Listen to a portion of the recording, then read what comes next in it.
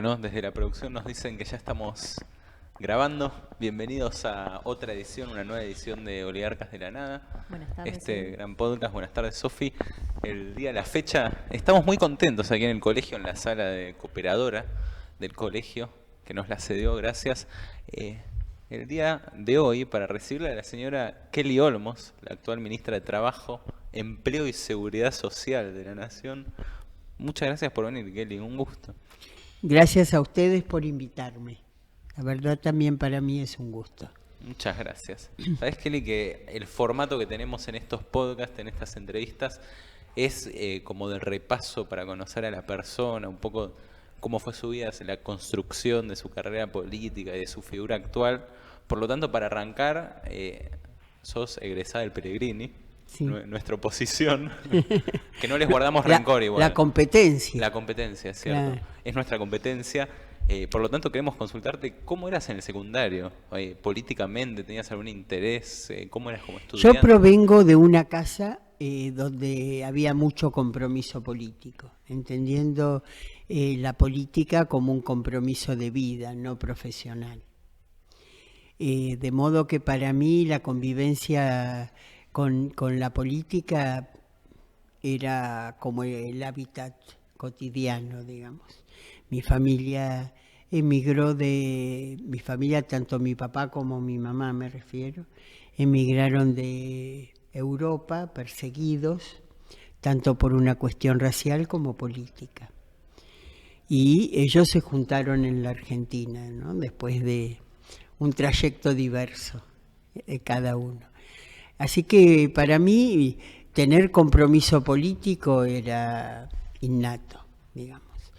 Y empecé a militar en el último año del Pellegrini, en sexto año, y bueno, no, digamos, tenía el mismo compromiso social que mis padres, pero yo me orienté al peronismo.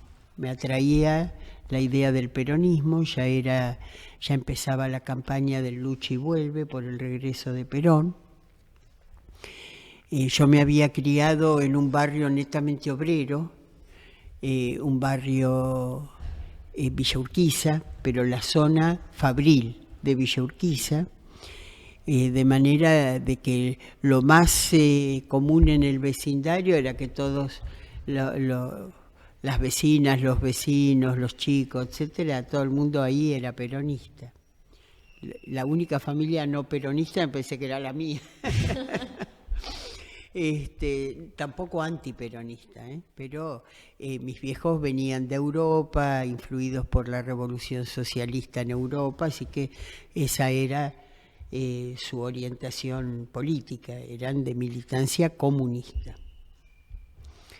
Y en particular mi papá combatió en la primera revolución socialista en Basarabia, de la cual tuvo que huir, y también combatió en la columna del Partido Comunista con Prestes, en San Pablo, en la toma de San Pablo, por lo cual estuvo muchos años preso en Brasil y finalmente fue deportado al Uruguay. Y después de muchos años vino a la Argentina.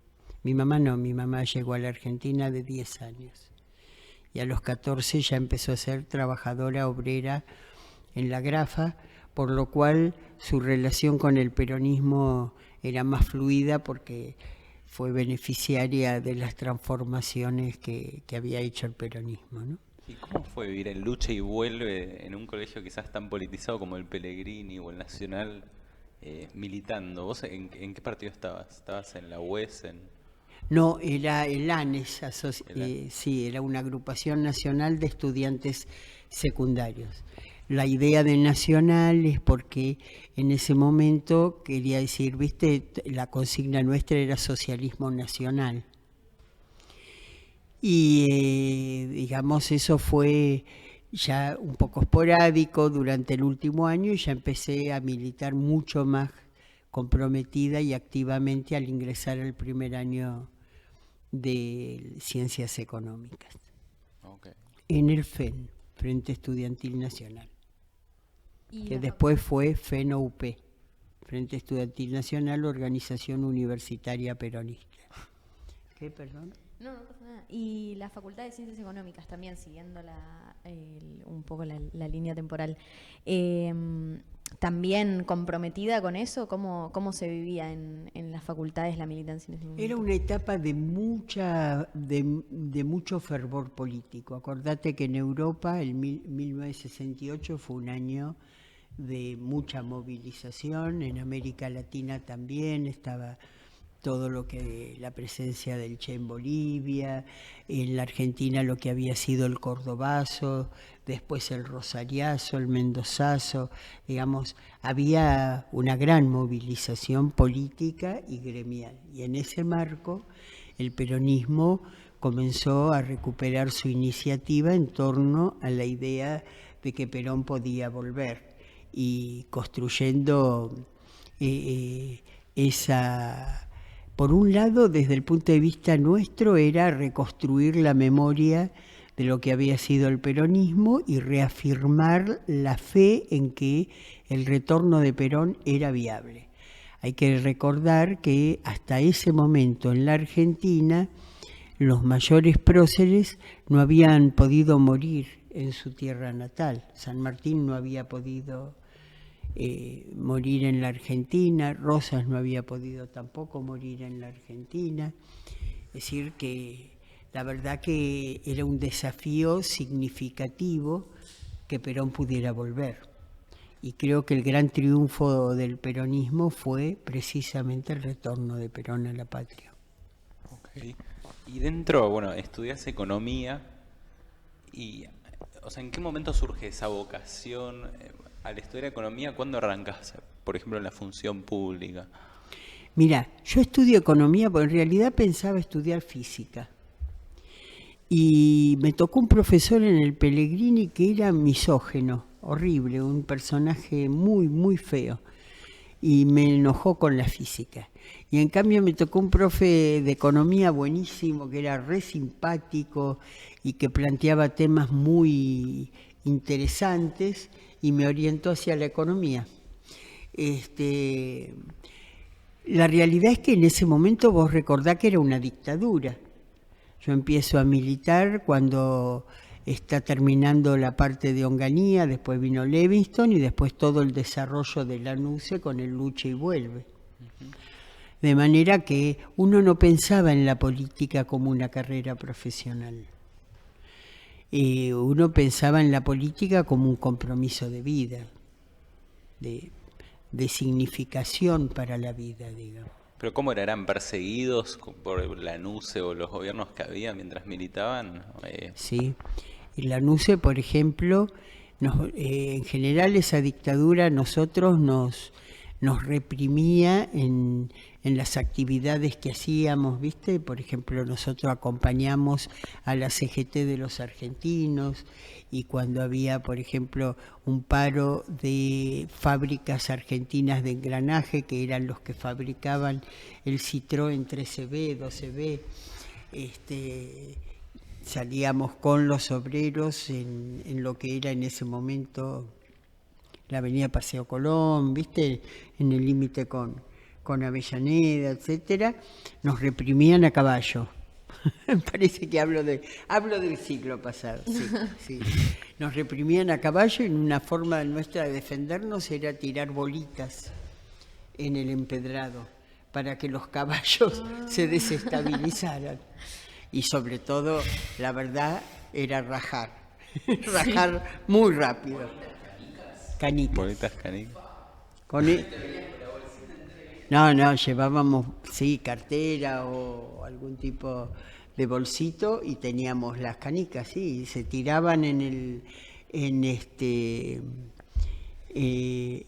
no era asfalto, el empedrado, porque Paseo Colón era empedrado y los caballos resbalaban. Mira. ¿Me entendés? Y y después la NUCE inauguró con nosotros las tanquetas. ¿Qué eran las tanquetas? Las tanquetas eran pequeños tanques para la represión urbana. Y las usó cuando nosotros, creo que fue en el primer acto en el que las usó, fue un acto que hicimos, si mal no recuerdo, Creo que fue, no me acuerdo si fue el de Nueva Chicago o en Argentino Junior. Mirá, y en ese periodo, bueno, termina la revolución, la Libertadora, o sea, la Argentina, y después empieza el proceso del 76. En ese periodo militaste cuando No, yo terminó. era muy chica todavía. Pero Porque digo yo en los empecé a 70, militar en los 70. Claro, yo empecé a militar a los 17 años. Yo nací en el 52. Así que empecé a militar en el 69, a los 17 años. Claro, pero en ese lucha y vuelve, ¿estuviste en la función pública de una experiencia así política? ¿Tuviste tus primeras experiencias No, o después después del sí, proceso? después cuando volvió Perón, primero fue acompañar toda la lucha por el regreso de Perón. Lo que hacíamos centralmente eran movilizaciones, digamos, no espontáneas porque estaban organizadas, pero me refiero que era llegar a un lugar, suponete, tirar los volantes y salir corriendo, ¿me entendés? Cuando llegaba la policía nosotros nos... Y después era timbrear casa por casa, íbamos con un yeloso era un grabador de cinta, en el cual llevábamos grabadas cintas, mensajes de Perón, para que la gente recuperara la fe en que iba a volver Perón, que lo escuchara, y que el general mandaba mensajes diciendo que él iba a regresar. Y íbamos, timbreábamos casa por casa, junto a compañeros o compañeras que, yo tengo eso como militancia que hacíamos los universitarios, apoyando a las compañeras y compañeros de los territorios. Y cuando lográbamos que ganarnos la confianza y nos hacían entrar en la casa, muchas veces nos abrían el ropero y adentro del ropero había algún altar por Evita. Y bueno, y después fue el 17 de noviembre de 72, que fue el regreso de Perón, donde salimos todos a la calle. Y nos habían cortado el ferrocarril en Temperley. A la madrugada salimos, tomamos el ferrocarril de Constitución y llegamos solo hasta Temperley. Y encaramos caminando bajo la lluvia entre Temperley y Ezeiza. Y era muy movilizador porque la gente salía de la casa cuando nos veía ir en la movilización y nos traían un cafecito caliente, un sandwichito, si necesitábamos un abrigo. Era pero una cosa muy... Y se sumaban además, se sumaban a la columna, se sumaban a la columna. Hasta que en un momento dado nos reprimieron. Eso fue al lado, en mi caso, al lado del río Matanza. Nos reprimieron con gases. Una compañera al lado mío recibió una granada de gas, por ejemplo, en la pierna. Y en el caso mío, los gases me llevaron a caerme en el río. Y me salvó un compañero que me sacó de los... Yo me hundía en el barro y me sacó de los pelos directamente. Ah, de los pelos. De los pelos, literalmente. Me agarró del pelo y me sacó. Y lo terrible que fue volver después en esas condiciones. Llegamos a un punto donde justo apareció el trencito que llegaba hasta Pompeya y hasta la estación Buenos Aires, pero nos bajamos en Pompeya y ahí un colectivo a casa. No había en ese momento celulares, nada. Llego a casa y me pongo debajo de la ducha con la ropa, para que te imagines, pues yo estaba no solo mojada, embarrada, desde los pies hasta el cabello, digamos.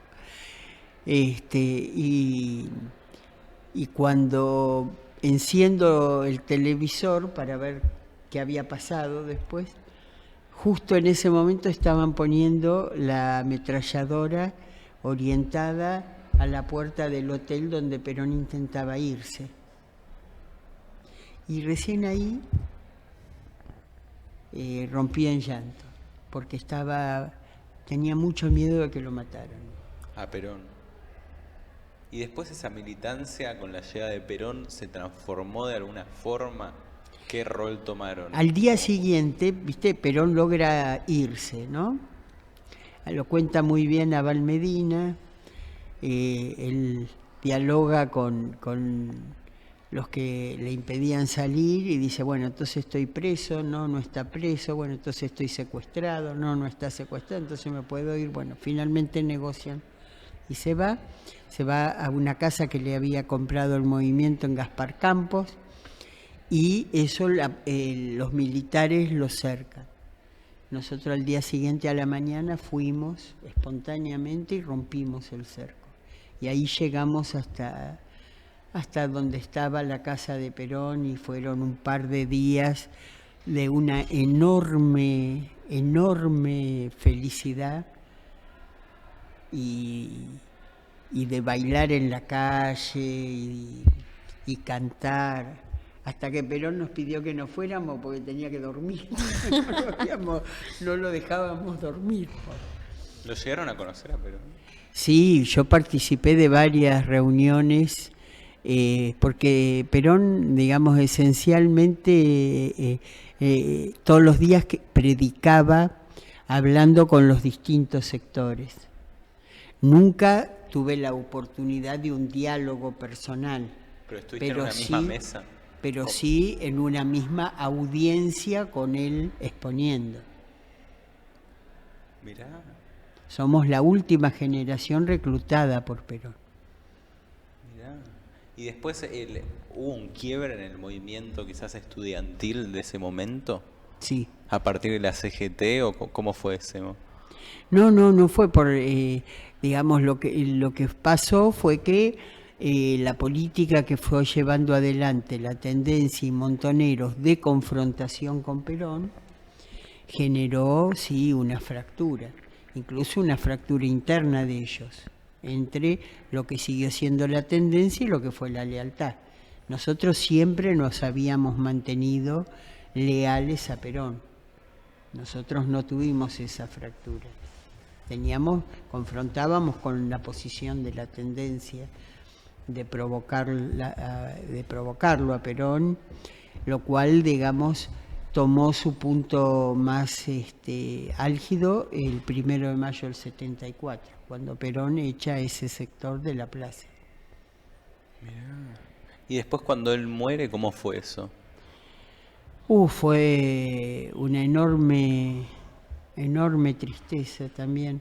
Fue los días del velorio en el Congreso, hacíamos la cola para poder ingresar en la calle, bajo la lluvia, también fueron días de lluvia.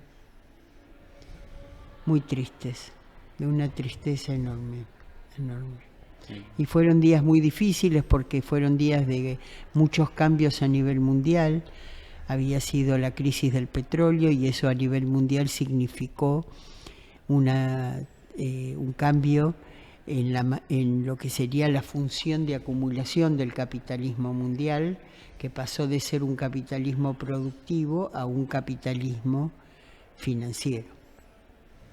Y eso impactó mucho en la economía argentina, al punto que el año 75 Europa empobrecida deja de comprarle el producto de mayor exportación que tenía la Argentina, que era la carne, y eso provoca una enorme crisis del sector externo en la Argentina, porque ya en ese momento se necesitaban las divisas para importar bienes de capital y insumos, en virtud de que siempre que el peronismo gobierna hay un nivel de actividad muy alto, y ese nivel de actividad muy alto genera una demanda de insumos y de bienes de capital importados.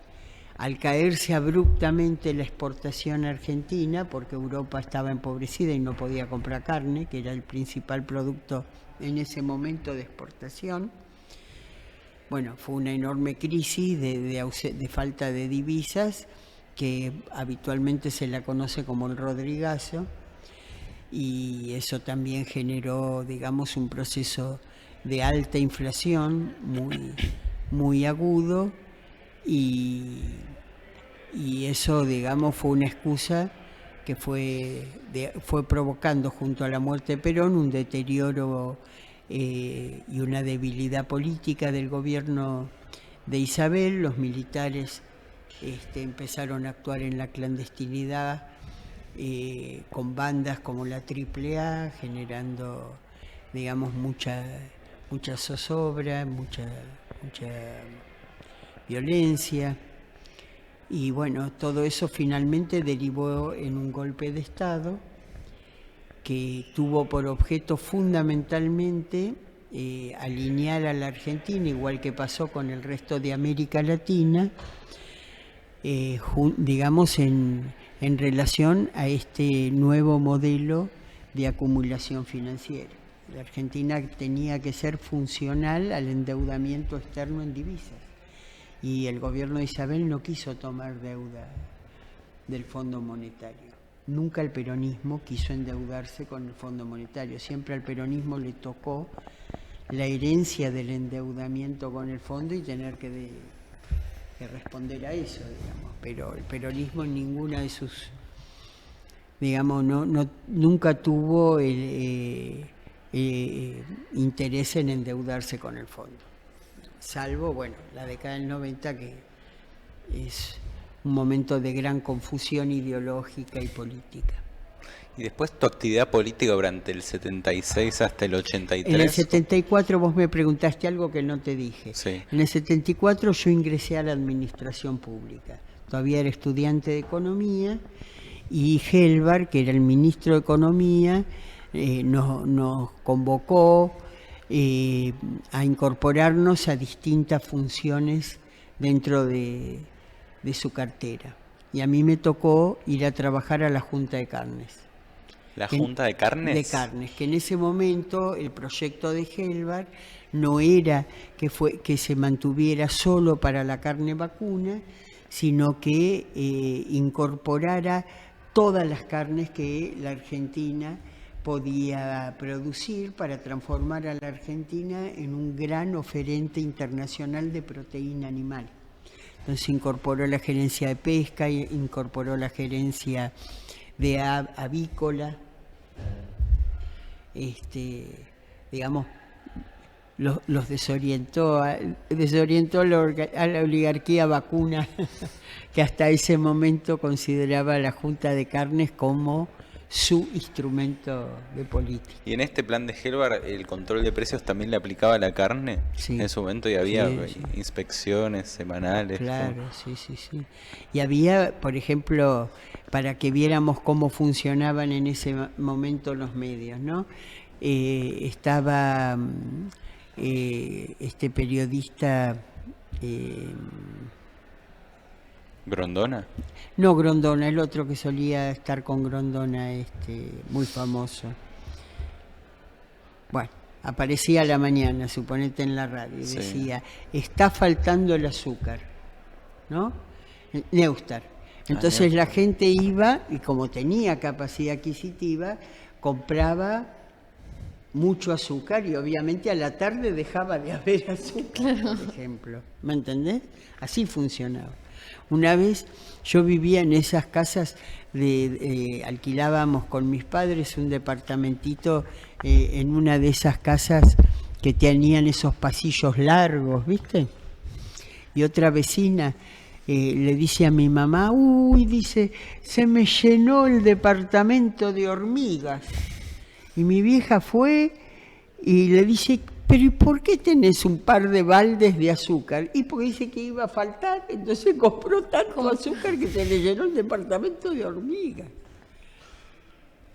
¿No? Digo, bueno, te cuento cómo funcionó todo este proceso de boicot al gobierno mediante el mecanismo de desobedecer su control de precios y de generar desabastecimiento.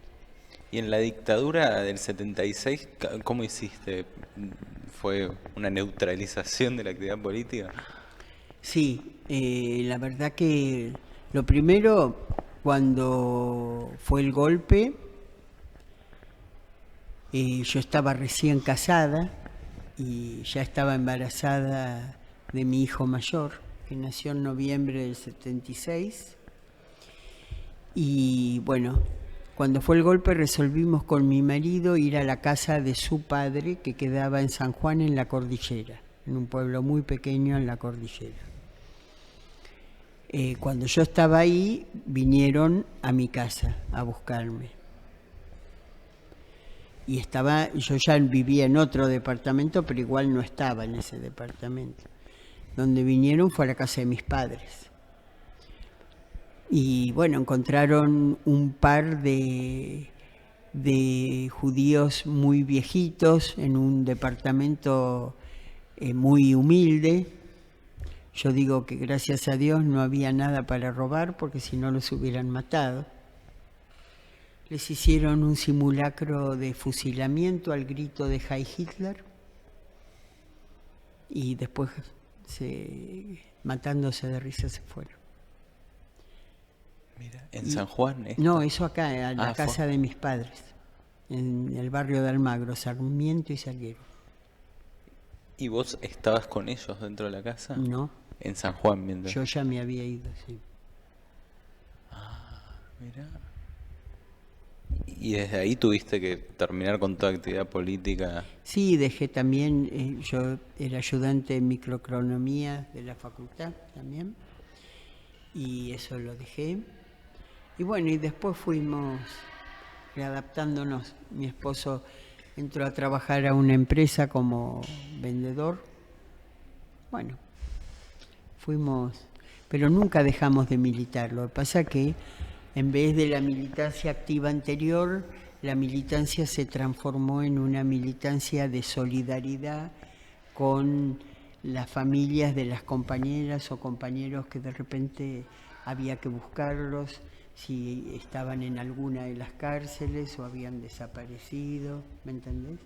Era más una actitud de mantenerse en relación, de facilitar tu casa si algún compañero necesitaba escaparse por unos días hasta que encontrara otro lugar, otro destino, o se pudiera ir afuera. Digamos, era una militancia de solidaridad y de protección entre nosotros. ¿Y vos te quedaste ahí en San Juan hasta cuándo? Y unos meses, 8 o 9 meses, y después volví. ¿Después volviste acá a Buenos Aires? Sí. ¿A lo de tus padres? No, Ah, otro domicilio. ok.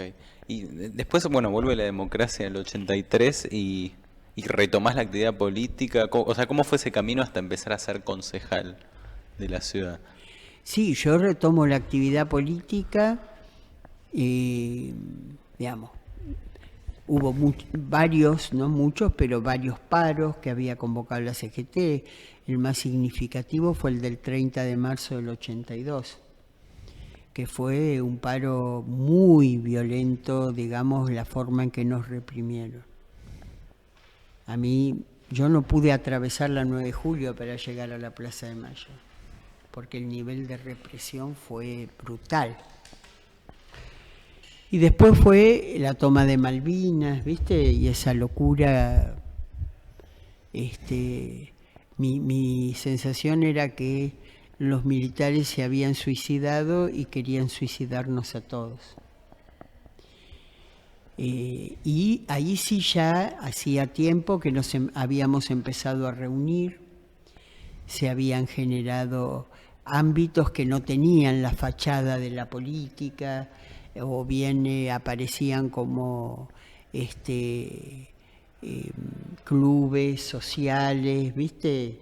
Pero en la práctica eran lugares donde los cuadros tendíamos a reunirnos intercambiar opinión, reunirnos con otros sectores políticos. Hicimos un ámbito de mujeres donde participaron de la Democracia Cristiana, del MID, de incluso algún sector del radicalismo también, con miras a la apertura democrática. Para mí, el día de inflexión de la dictadura militar fue el 30 de marzo del 82. Ese día fue demostrativo de que la dictadura estaba derrotada. Después vino lo de Malvinas y tuvieron también la derrota militar, que aceleró los tiempos. Pero para mí el paro gremial del 30 de marzo, el paro activo gremial del 30 de marzo del 82 es el punto de inflexión de la dictadura. Okay. Entonces, me quedo pensando... Y después, bueno, vos me preguntaste sí, cómo seguí. Yo, bueno, vuelvo a decirte, nunca dejé de militar, nunca en el sentido de que nunca dejé de estar en relación con las compañeras, compañeros, con iniciativas. Seguía estudiando, digamos, haciendo cursos de posgrado en economía, ¿viste? Donde podía, con los pocos recursos que tenía. ¿Economía urbana hiciste? Sí, pero eso ahora. Es más reciente. Es muy reciente, sí. Pero bueno, en el 85, un compañero que conocí, que militaba en Tucumán y que fue diputado nacional por Jujuy, pero había estado estudiando arquitectura en Tucumán, compañero Gustavo Mulqui, me convoca para ser su asesora en la Cámara de Diputados de la Nación. Ahí después, en la Cámara de Diputados, como asesora económica, como parte del equipo, no solo como un miembro más del equipo de asesoría económica del bloque, lo conozco a Carlos Grosso. Yo ya me había alineado en la militancia en lo que era la renovación. Y participaba de los congresos, de las convocatorias que hacía la Renovación Peronista. Previo a eso, por supuesto, participé del comando de campaña de Luder en el año 83. Digamos, y participé de una comisión de economía que coordinaban Cafiero y Cereijo, y donde estaba Seti, Domínguez, Labaña, ya estaba, bueno, digamos, participaba desde el punto de vista profesional en los ámbitos que se creaban del peronismo, ¿no? Bueno, y fui en el 85, empecé a ser asesora en la Cámara de Diputados de la Nación. En el 89, participando, antes del 87, fui electa en el Partido Justicialista de la Capital Federal como secretaria de Relaciones Institucionales. ¿En ese momento quién era el presidente del PJ? ¿Grosso? Sí, gana la Renovación Grosso. Ok. Y yo tengo un rol muy activo en la campaña electoral del 89. Como secretaria de Relaciones Institucionales hicimos una campaña de enhebrar las relaciones de todas las entidades intermedias que había en cada barrio, digamos, hacer actividades con ellos, habilitar diálogos, digamos, fue muy activa, de mucha movilización. Cuando gana Grosso en el 89 me convoca, me pregunta qué me gusta y yo le propongo ser subsecretaria de Industria y que creemos en la subsecretaría de Industria áreas nuevas. Creamos el área de empleo y de microcréditos, creamos el área de tecnología y creamos el área de comercio exterior, que eran 3 áreas que no estaban en industria de la ciudad hasta ese momento. Y después fui candidata a diputada nacional, pero no ingresé en el año 92. En todo ese periodo yo ya siempre fui de alguna manera ocupé alguna posición en el Partido Justicialista de la Ciudad de Buenos Aires. Pero, Congresal, consejera, secretaria, distintos momentos, distintas posiciones, pero siempre. y estuviste también, o sea, después de la reforma de la Constitución de la ciudad, pasaste del Consejo Deliberante a la legislatura. Las dos. ¿Cómo fue? Estuve en el último Consejo Deliberante, electa en el año 93, y después estuve en la primer legislatura de la ciudad en el año 97. ¿Cómo fue ese cambio? En la de concejal fui presidenta de la Comisión de Relaciones de Presupuesto y en la legislatura presidenta de la Comisión de Servicios Públicos. Y en el interín fui 2 veces ministra en la ciudad, digamos. En ese momento el gabinete estaba constituido por secretarios, pero con rango ministerial en la ciudad. Fui secretaria de Producción y Servicios con Grosso y fui secretaria también de Desarrollo Social con Domínguez. Es decir, que integré 2 gabinetes en la ciudad, fui concejal y fui legisladora. Después fui vicepresidenta de la Corporación del Sur, después fui vicepresidenta de AUSA, la empresa de autopistas, y en el año 2007 me convoca Néstor Kirchner con Alberto Fernández como jefe de gabinete para secretaria de Asuntos Municipales de la Nación. Así que fui en el 2007 y durante todo el primer gobierno de Cristina. ¿Y cómo llegaste a Néstor? Bueno, Alberto era militante de Capital. Ah, militaban juntos. Hemos militado compartiendo la Capital Federal. No la misma agrupación, pero sí. ¿Y cómo era el Alberto como ámbito de la militante de ciudad. joven? Bueno, ya cuando lo conocí era dirigente. Ok. Siempre fue. No, es una personalidad de mucha capacidad de diseño político. Él era fundamentalmente una mente muy activa en el diseño político. Perfecto. Entonces, sí, me quedo pensando 2007 y después hasta llegar a, o sea, después del 2007 de secretaria de Asuntos Municipales, Hasta el 2011. hasta 2011 y después hasta llegar Después ahora. seguí como autoridad partidaria, pero me volví a trabajar a la Universidad Nacional de 3 de Febrero, donde yo estaba involucrada en su proyecto de creación desde el año 96. Y me dediqué un tiempo al tema de transferencia tecnológica o vinculación tecnológica en realidad, y después tuve una idea que transformé en proyecto y que me respaldaron. Creé la primera agencia de calificación de riesgos financieros universidad pública. Y es una institución que hoy existe, que actúa en el mercado de capitales de la Argentina. Es la única calificadora de riesgo pública que existe prácticamente a nivel mundial. Qué increíble. Y ahí en la Universidad de 3 de Febrero seguís... Sigo siendo consejera superior. Mirá. Y durante todo el macrismo estuve trabajando en eso, Y después, en la universidad, en particular en ese proyecto.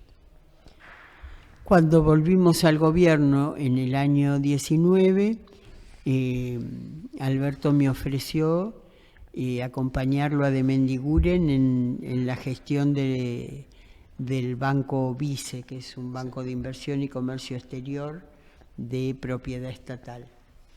Y estuve ahí hasta el año pasado, fines del 2022, donde me pidió que me hiciera cargo del Ministerio de Trabajo, que es lo que estoy ejerciendo en la actualidad. pero vos cuando estabas en el vice, diciéndolo así medio vulgar, ¿te la veías venir? O sea, la renuncia de Moroni, después tu asunción, cuando renunció Moroni, dijiste, puede ser. No, honestamente no.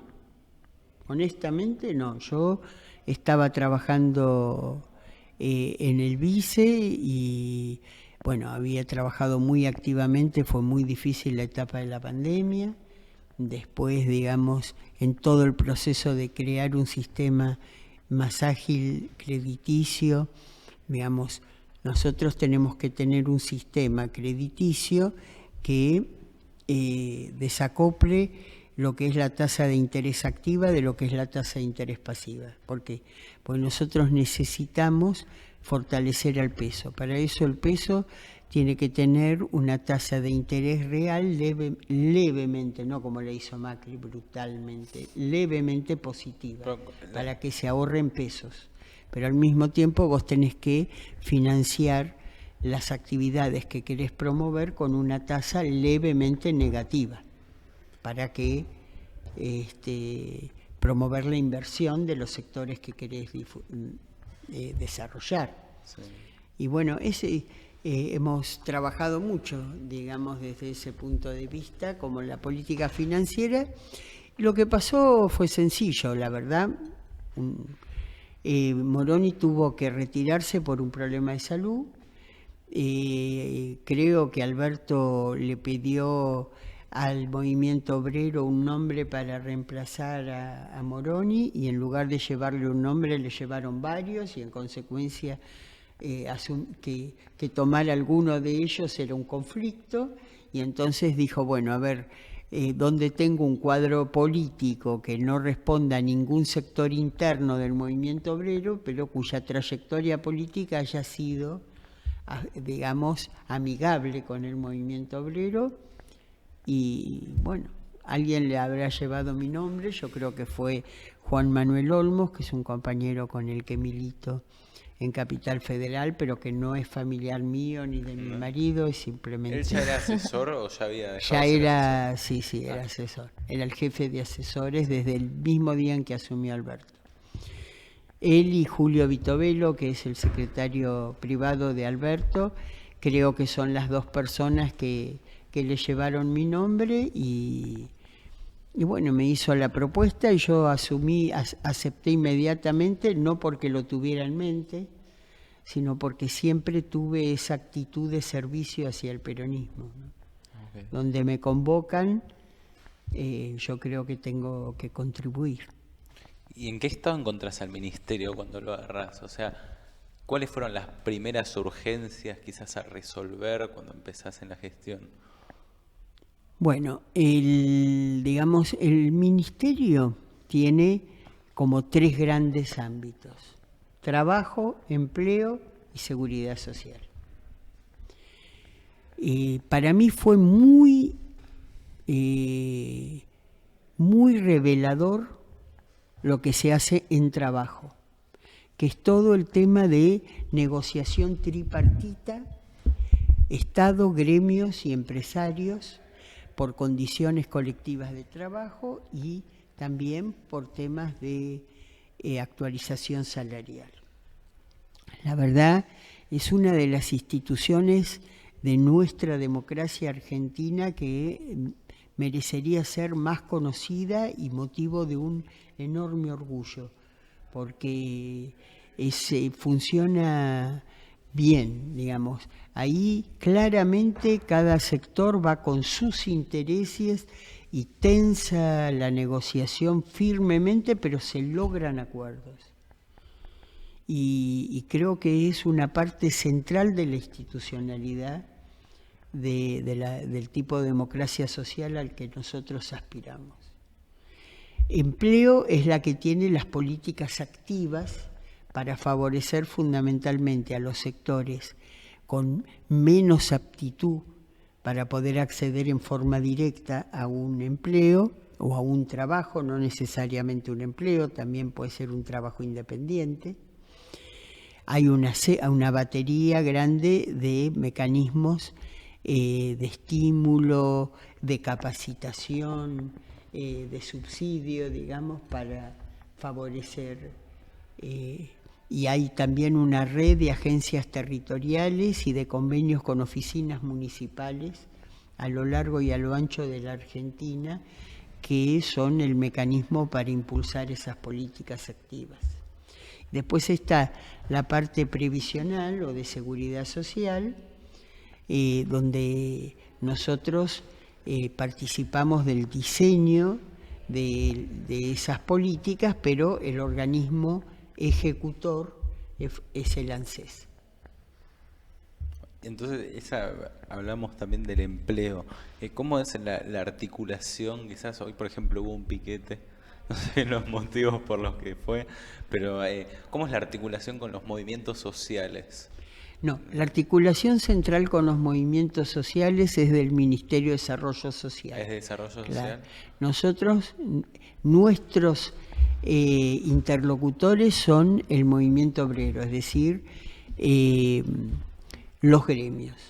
Nosotros le damos a los gremios o simple inscripción primero, personería gremial, lo cual los habilita para formar parte de la mesa paritaria. Como el CIPREVA, ¿no? Que hace poco. Claro, en el caso de CIPREVA, el gremio periodístico, y atendemos o bien sus demandas, digamos, de negociación con la parte empresaria, vuelvo a decir, tanto con condiciones colectivas como tema salarial, como temas también de conflicto. Cuando hay conflicto podemos dictar por un periodo determinado conciliación obligatoria y ayudar a una negociación para resolver el conflicto por la vía democrática, del diálogo. Aprovecho que decís esto para de vuelta agradecer que estás una semana movida, justo hablando de conciliación obligatoria. Todas las semanas mías son movidas. Y cuando hay un rebrote inflacionario como el que hay ahora, bueno, más movida. Pero después de estos 48 despidos de Clarín y después de dictar la conciliación obligatoria... Clarín finalmente se avino a la conciliación obligatoria, retomó a todos los trabajadores que había echado, pero les dio tarea de home office, no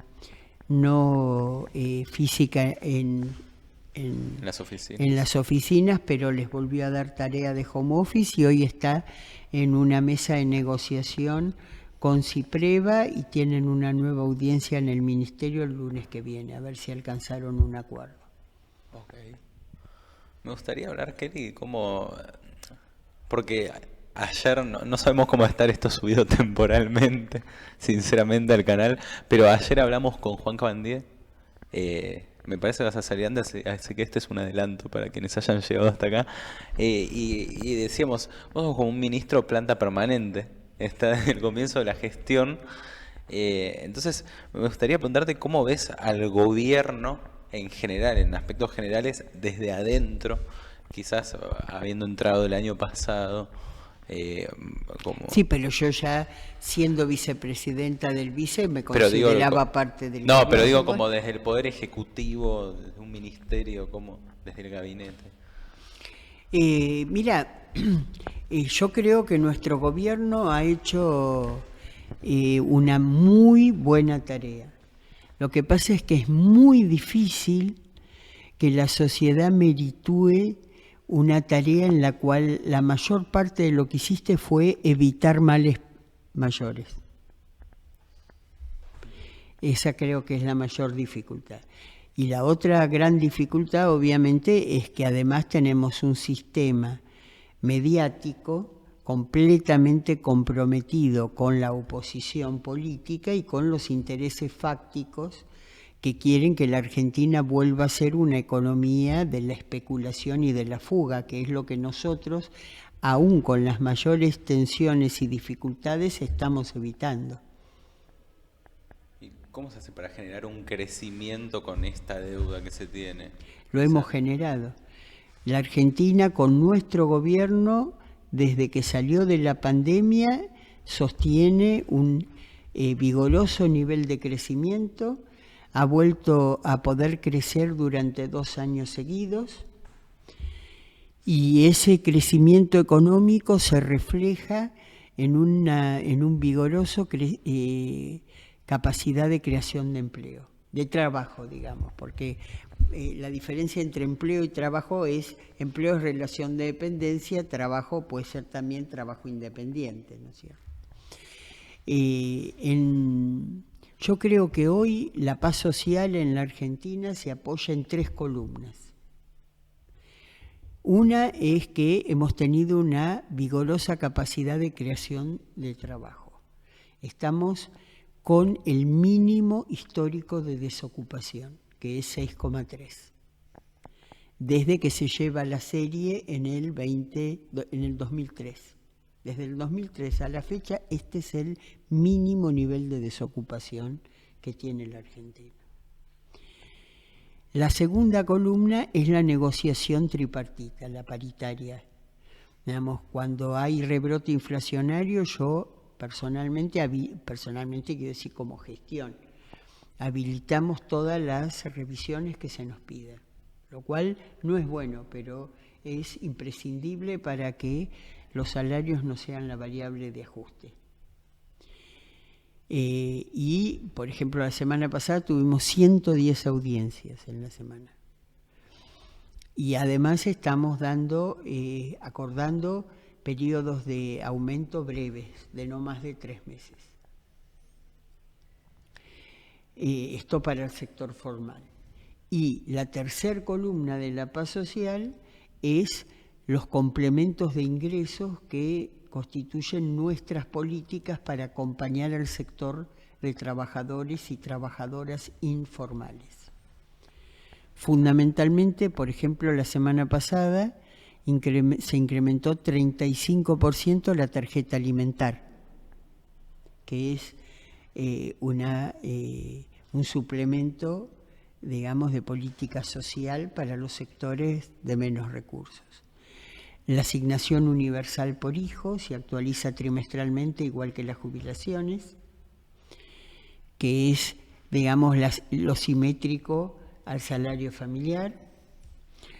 Y, por ejemplo, los programas Potenciar Trabajo, Acompañar, se actualizan con el salario mínimo vital y móvil, que en el último año hemos hecho una actualización de casi 150%, muy superior, aunque uno pueda decir que en términos absolutos todavía es insuficiente, muy superior a lo que fue el nivel inflacionario.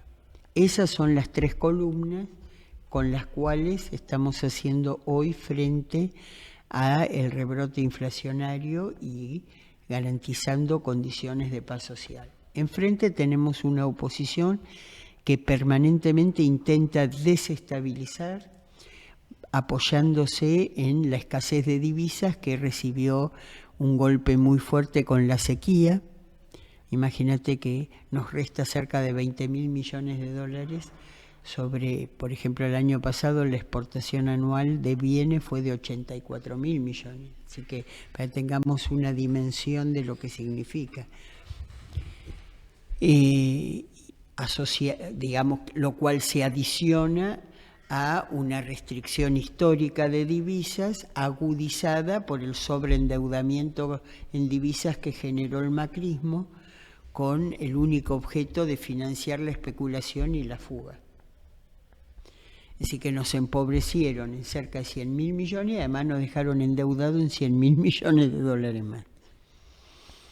Es decir, eso es lo que tuvimos que afrontar, más una pandemia totalmente inédita, que hoy desde la puerta de salida uno puede decir, bueno, actuamos de esta manera o de tal otra y emitir un juicio de valor, pero cuando apareció la pandemia lo único que había era incertidumbre, angustia y miedo.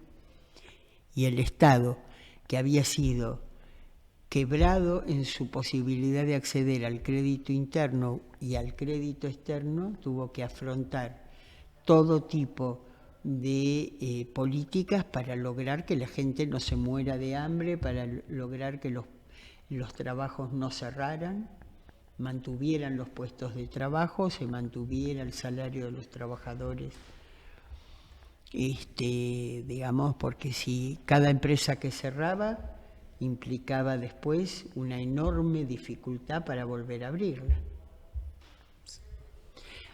Sí. Sí, cómo no. Perdón. No, está bien. No, ningún problema, al contrario. Acercamiento al micrófono. Tengo una duda, Kelly. Habiendo estado tantos años en el peronismo como militante, después funcionaria, etcétera, viéndolo hoy en día, ¿este gobierno es peronista? Sí. Mira, estratégicamente este gobierno no tomó una sola decisión en contra de los trabajadores y de los humildes. Para mí eso lo define claramente como un gobierno peronista. No me cabe ninguna duda en ese sentido. Vos pensá que Macri, sin pandemia, sin guerra, destrozó 250.000 puestos de trabajo, 25.000 pymes y casi más del 20% de la capacidad adquisitiva de todos los salarios. Nosotros no pudimos recomponer esa pérdida salarial que generó Macri, pero logramos con todas las dificultades y condiciones graves que tuvimos que no se agudizara. Ya eso, por eso te digo, tal vez los mayores méritos de nuestro gobierno están en lo que logramos evitar, y eso es muy difícil de ser merituado. Pero yo creo que debe ser merituado porque lo peor que le podría pasar a la Argentina hoy, que además estamos en el medio de un proceso muy importante de cambio de la matriz estructural y sobre todo de la matriz exportadora, volver a tener una recaída neoliberal que nos vuelva a hundir en un proceso de especulación y fuga como el que desarrolló el macrismo en la última etapa. ¿Qué te digo que estamos en el medio de ese proceso de reforma estructural? Hoy, por ejemplo, con el gasoducto Néstor Kirchner y el desarrollo que estamos teniendo en Vaca Muerta y en las explotaciones energéticas offshore, la Argentina está en condiciones de lograr un nivel muy importante de exportaciones energéticas. Con el tema de las explotaciones de oro, cobre, litio, la Argentina está en posibilidad de tener una importante exportación minera. Con el tema de todo lo que es ciencia y tecnología, la Argentina está en condiciones de tener una importante exportación en economía del conocimiento. Todo eso ya está en marcha. Y lo que pasa es que toma tiempo que madure todo ese proceso, pero está en marcha. Ahora, ¿eso qué quiere decir? Que si gobernamos alguna expresión del peronismo el año que viene o del neoliberalismo, ¿da lo mismo? No, no da lo mismo. Con los mismos recursos naturales se puede lograr una economía que agregue valor y distribuya justicia, o se puede lograr una economía que considere que los recursos naturales tienen que pasar por un caño que los lleve para afuera con el menor nivel de valor agregado local y dejando afuera el producido de esas explotaciones. Es decir, se puede con eso avanzar hacia un mayor desarrollo y justicia social o mantenerse como un productor primario con escasísimo margen de decisión política y económica y con escasísimo y con gran sacrificio social.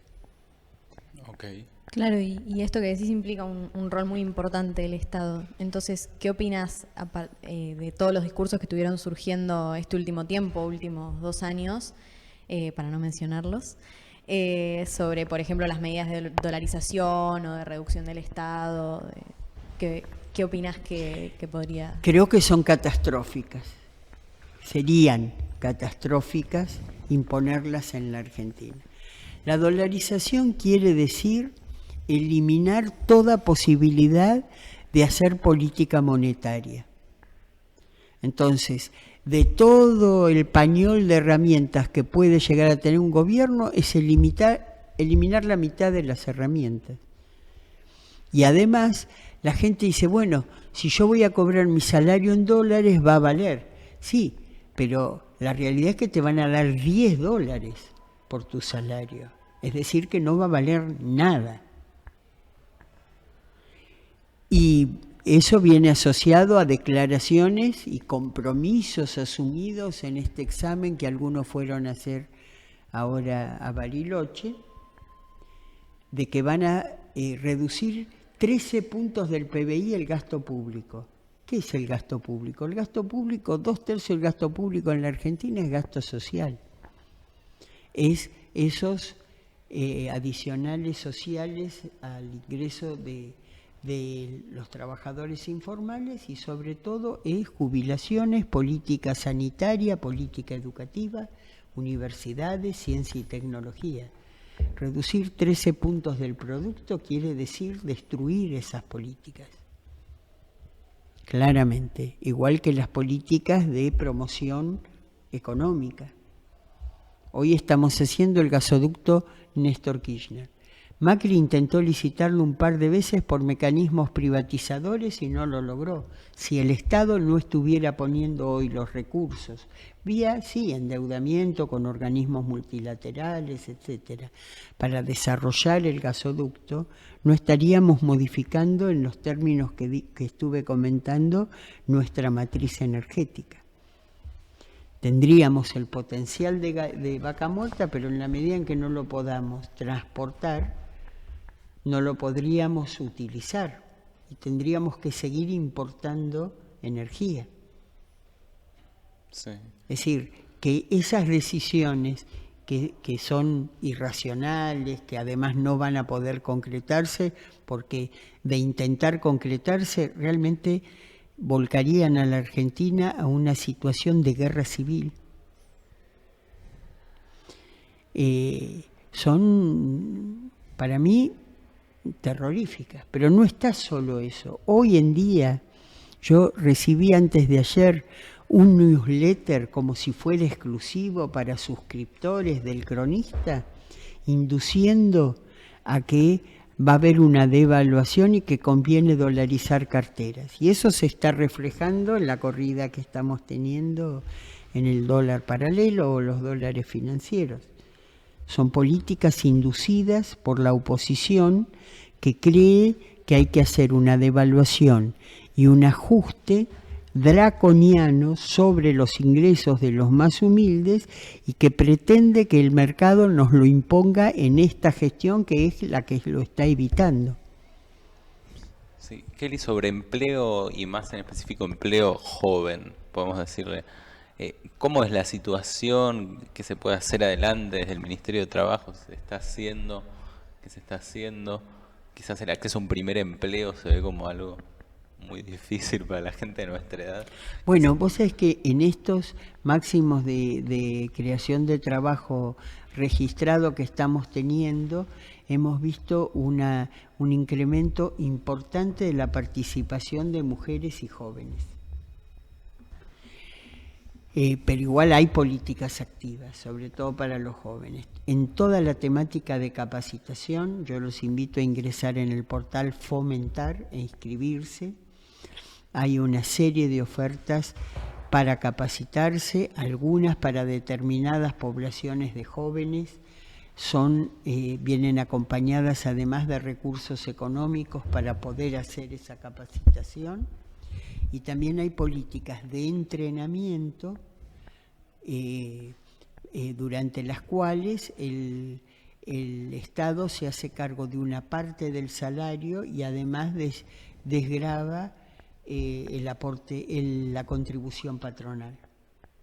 Y después, si además se toma a ese trabajador, también tiene un beneficio, tanto desde el punto de vista de una parte del salario como de la desgravación de cargas sociales. Así que la verdad que los invito a meterse en el portal Fomentar Empleo y hay alternativas de política activa. Sí. Más a modo personal, Kelly, y viendo a futuro, y también viendo como el pasado de tu carrera, termina esta gestión 2023, 10 de diciembre, es un nuevo gobierno, no sabremos quién. ¿En qué estás haciendo? ¿Estás cansada de la política? Yo siempre voy a estar militando. Puedo estar en una función o podré estar en el llano, como me pasó a lo largo de estos años. Mi compromiso con el peronismo es imposible de quebrar. Si no me gusta lo que pasa, voy a estar peleando para que cambie, digamos, pero lo que no voy a hacer es dejar de militar. Formo parte de una generación para la cual la militancia es una forma de vida. O sea, ¿te gustaría seguir en la política? No, voy a seguir en la vas a política. eso. Sí, yo milito, tengo, digamos, unidades básicas a las que voy asiduamente, concurro, y milito, y también comedores comunitarios en los barrios más humildes de la ciudad de Buenos Aires, y sigo asistiendo a esos comedores. Yo milito. Mi definición es que soy una militante peronista. Puedo hoy estar en la función de ministra y mañana podré volver al llano, pero voy a seguir militando. De mí no se van a liberar tan fácilmente. Gracias por venir, Kelly. Además soy consejera nacional del partido. Del PJ. Sí. Sí, soy consejera. O sea que hay Kelly para rato. No sé. Eso lo dirá Dios, qué sé yo. Mientras tenga vida y mientras esa vida tenga lucidez, lo que no voy a dejar de hacer es tener compromiso político. Gracias de nuevo, muchas gracias por venir, en serio, es un placer tenerte acá. No sé si les quedó algo pendiente, algo en la guantera. No, es impresionante el nivel de compromiso. Es difícil de encontrar, la verdad, así que agradecer por el movimiento, ¿no? Digamos. Y la presencia. No, agradecerles a ustedes, que la verdad para mí es siempre una satisfacción que haya interés en escucharme, así que muchas gracias. Gracias. Y bueno, a la gente que está del otro lado, a Sandis en la producción, a Nico en la producción, también gracias, y gracias a la Asociación Cooperadora por cedernos el lugar, y a la Asociación de Exalumnos también por ayudarnos a hacer esto posible. Les mandamos un gran abrazo y nos reencontramos en una próxima edición del Garcas de la Nada.